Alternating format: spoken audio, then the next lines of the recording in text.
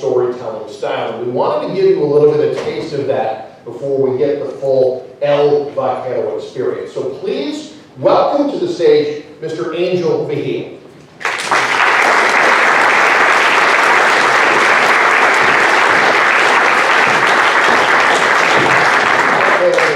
Bring it down. My name is Angel Vigil. I'm so honored and proud to be here to this Chautauqua Humanities program. Believe it or not, I'm going to be one of the pre-shows to my own show. So I'm going to do El Vaquero, America's first cowboy, starting sharp at 7:30. But it's kind of as a pre-show. I've written a lot of books, and two of them, one of them is called The Corn Woman Stories and Legends of the Hispanic Southwest.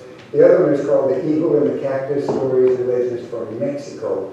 So I have at any moment 100 stories ready before the drop of the hat. So I'm honored and privileged to be able to share just a few of them with you tonight as a pre-show to my own show. So just kind of hang tight. I'm going to do about like they do in show business. I'm going to do a tight 20 minutes.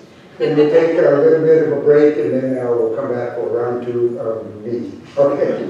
So thank you so much for coming tonight. Performers always appreciate people willing to give their time to come and watch the show. And I know the Humanities program is very, very thankful for your support of their programming here. Now, give you a little bit of these stories. How I learned them is interesting.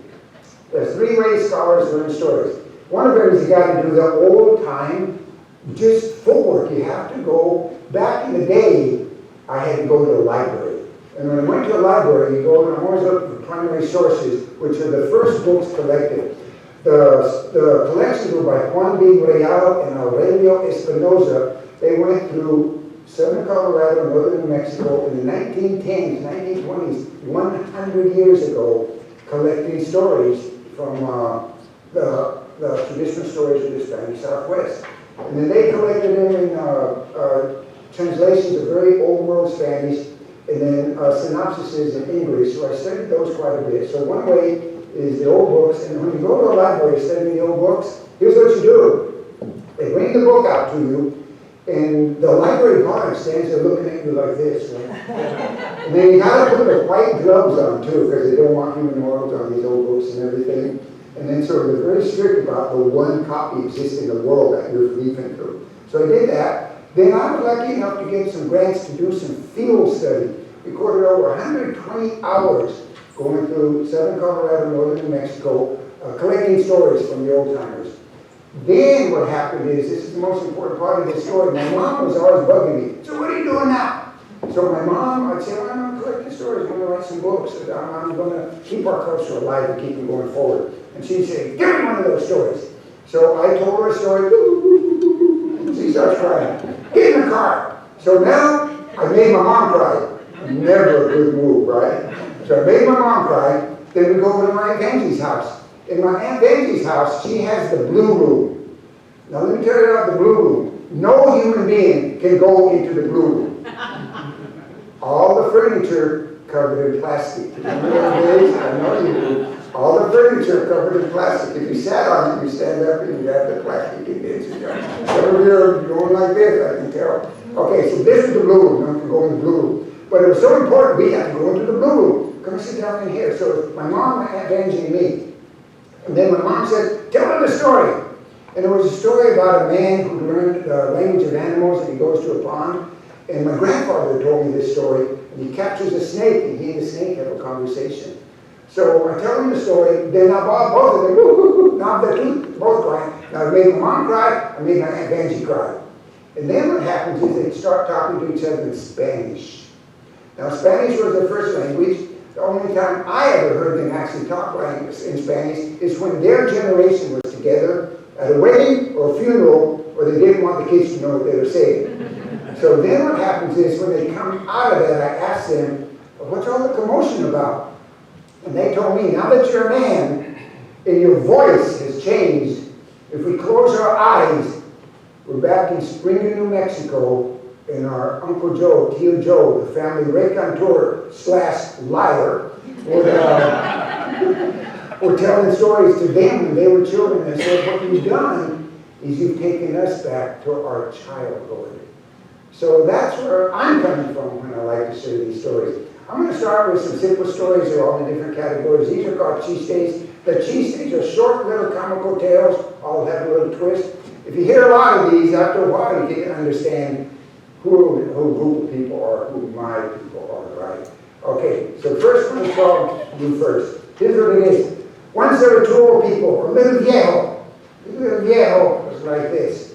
Little viejita, the little old lady. And every morning when they got up, well, they had the same morning ritual. They'd stand up and they'd feel the aches and pains of their long journey on this earth. Then what would happen is this. They had the same ritual every morning. And the viejo, the old man, would look at his wife for 60 years and say, today, if the good Lord sends down an archangel of the Lord to collect my soul for the long journey to eternity, I want you to know I'm ready to go. I'll go first. And then the viejita, the little old lady, she'd say, no. The grandchildren still need you. I'll go first. So every morning, this was a lovely little ritual of theirs. I'll go first. One day, El Diablo himself, the devil, had come to earth to do his want, which is to cause mischief in human lives. So he's walking by their house, and he hears them, you first, and he decides to play a trick on them. So he disguises a spell on himself and turns himself into the appearance of an archangel of the Lord, and he goes up and... Now, they're not used to having someone knocking at the door in the morning. So the old man, he goes over to the door, he opens it, and he can't believe what he's looking at. It's an archangel of the Lord, and he knows what that means. It's time for his long journey into eternity. So he clears his throat. Yes, may I help you? Yes, I'm an archangel of the Lord, and I've come to collect your soul for the long journey into eternity. The old man clears his throat, looks at the old lady. She looks at him. He says, you know what? I've been thinking. You first. Once, there was an old grandpa. This old grandpa, he lived in a farm. The beauty of the farm was this. Well, he was strong. He was still doing work deep into his years. He'd fix a fence. He'd take care of the animals. He'd take care of the farm. But the most wonderful, precious act of his, every night, when he put the children to bed, into their bed like this, he would tell them stories from his own childhood. And every night, the children were lulled into a deep, peaceful slumber, listening to the soothing words and deep, melodious voice of their grandfather as he told them stories from his own childhood. Well, I gotta tell you that it happens to all people. One day he just got too old. And he decided he was done with work on the farm. Someone else could watch the animals. Someone else could take care of the barn. Someone else could fix the fence. He was done with it. But the worst thing that happened is the kids started to really bug him with all their back and forth and everything. And so they'd say, please, Papi, tell us un cuento before we go. And he'd say, oh, kid, all you've done is aggravate me all day long. Go to bed, no story tonight. And now the only sound that the house heard at night was the weeping and sadness of the children as they longed for the story from their grandfather. Well, I gotta tell you, the dad in the family, he just had it with the grandpa. He just said, if he's gotten old and cranky and worthless, well, here's what we're going to do. He's going to move to the barn, and he can spend the rest of his life living with the animals. Because there's no room in this house for someone who's old, cranky, and useless. So he calls his son over. Get a blanket, take it out to the barn. How come, Papi? Because Grandpa's old, useless, and cranky. He's going to spend the rest of his time living with the animals in the barn. Well, here's what happened. The kid comes out, he unrolls a woolen blanket, takes out a pair of scissors, and starts to cut it in two. Well, the father says, hey, wait, what are you doing? What are you doing? It took me all fall to weave that blanket. Why are you cutting it into two pieces? Well, it's because I want two blankets. One now for Grandpa because he's old and useless and grumpy and we're moving into the barn. And I'm saving this one for when you're old, useless, and grumpy and we move you into the barn. From that day on, Grandpa lived in the house. Okay. Okay, now these are coming terrible. They really represent is a great love and deep heartfelt emotion that all families have for the elders in their own families. And there's a lot of these. The old people are always kind of the butt of the joke, but it's always coming from, we love you, we want you living in the house for a very long time. Now, I'm going to switch styles away from these cheese days a little bit like this. Now, all stories, of course, they always have a little moral, right? So I'm going to tell you the story called Los Tres Buenos Consejos, the 3 pieces of good advice. One of the deepest relationships you can have in the Hispanic community is a compadre. Now, technically, a compadre or comadre is the godparent of your child. But between 2 men, compadres, it's a bond like this. Nowadays we call them BBF, best friends forever and everything, you know. But it's a bond like that between 2 men.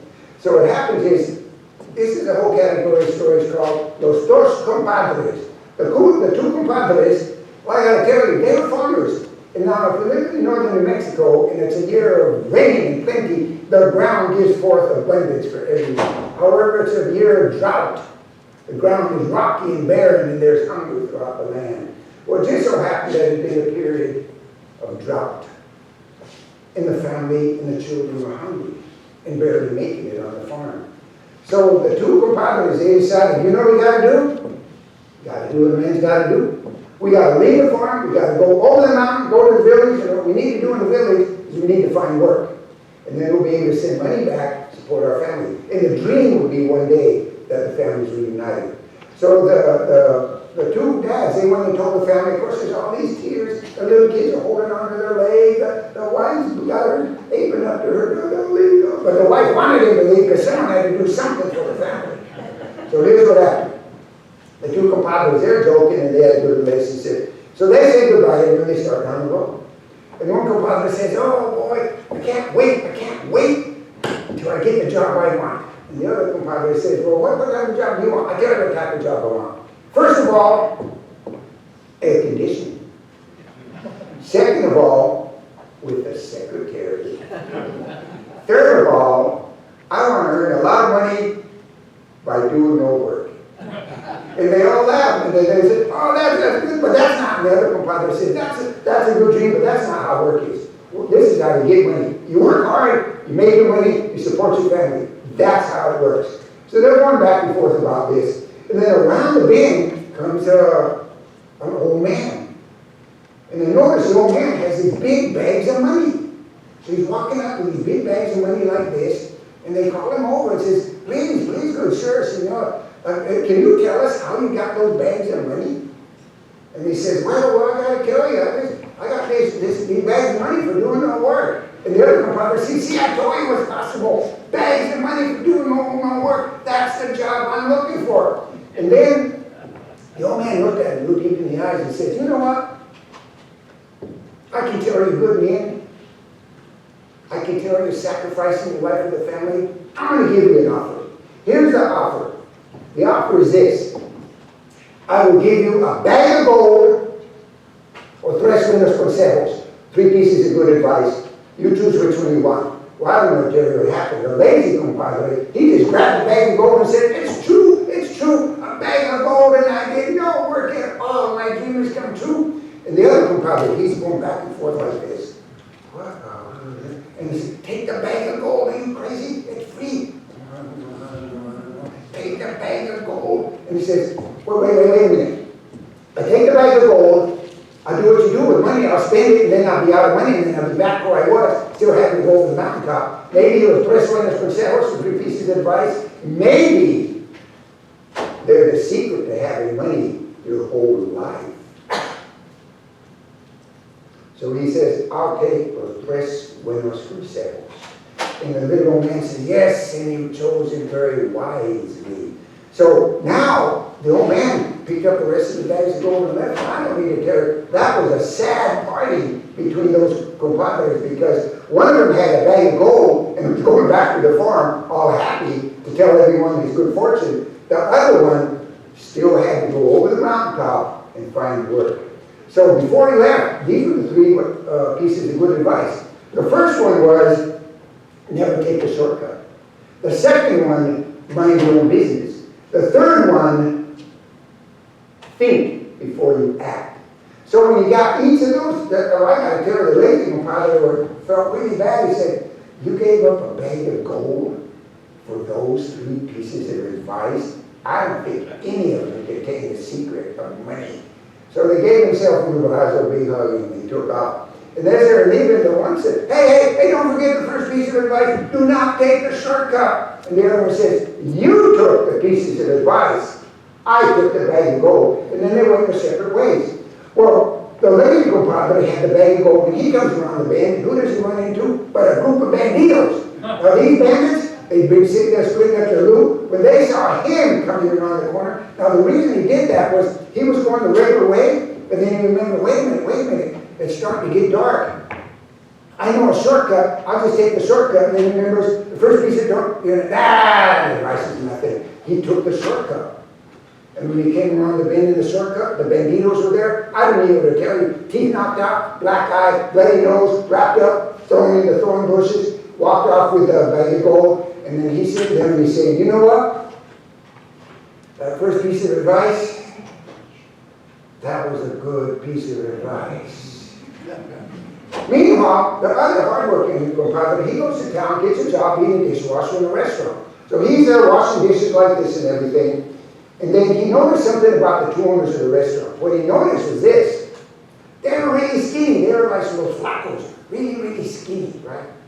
But they cook this wonderful food for everyone all the time. But they just eat a little bite of tortilla and they say, that's plenty for me. So he was curious. Why do they not eat the food they have that's so delicious? Why are they so skinny? And he's getting ready to talk to them. But he said, wait a minute. I gave up a bag of gold for tres buenos consejos. The first one, don't take the shortcut. I don't know if that was any good. But the second one was mind your own business.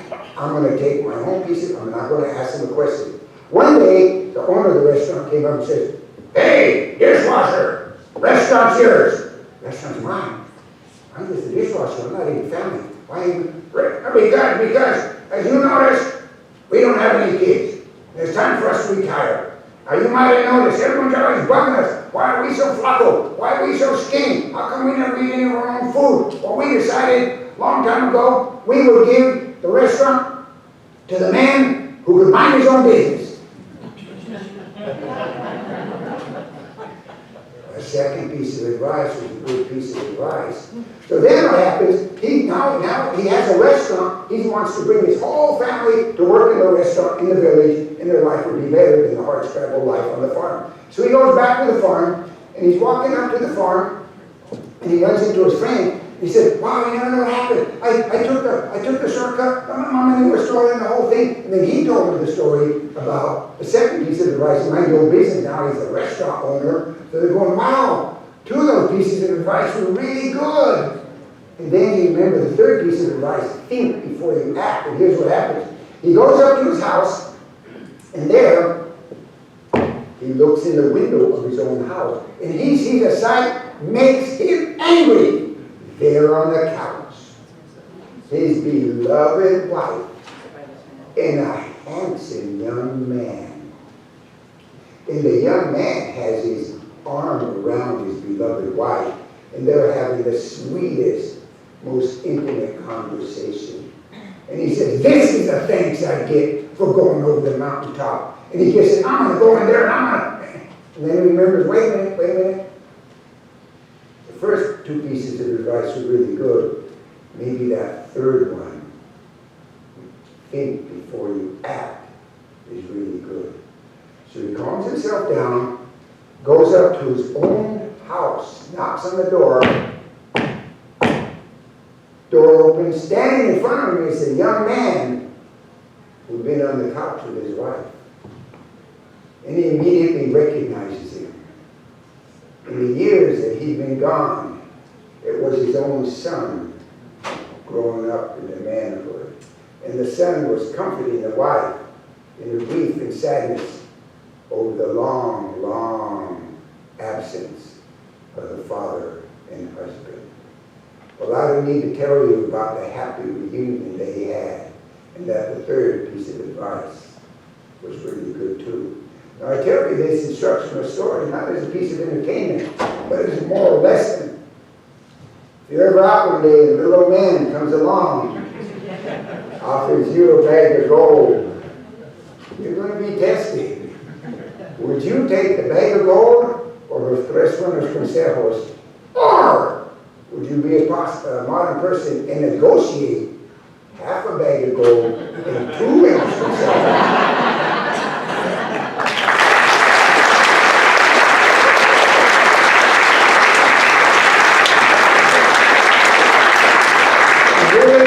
I have the opportunity to tell you a couple of stories here. Now, here's what we're going to do now. Before I leave, I want to tell you the real place where I got these stories. I like to end this show that I do. It's called Cuentos de Aztlán, Stories from the Homeland, traditional stories from the Spanish Southwest of Mexico. I really got these stories. They were delivered to me on the wings of angels who came down from heaven. The stories came from those who passed before us. So I like to end my stories with a little dicho, which is a little saying. Buenos cuentos, buenos amigos. Good stories, good friends. Thank you very much.